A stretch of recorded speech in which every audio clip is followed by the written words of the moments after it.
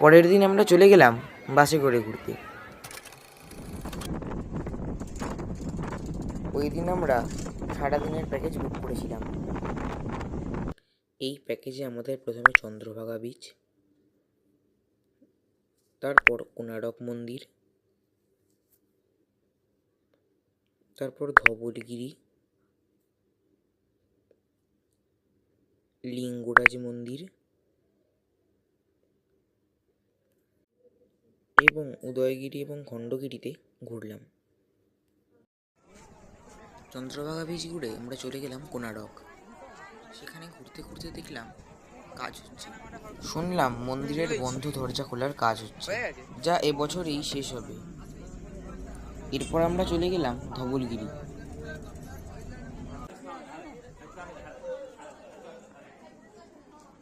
এদিন আকাশ পরিষ্কার থাকায় অনেক দূর পর্যন্ত ভুবনেশ্বর শহরকে দেখা যাচ্ছিল।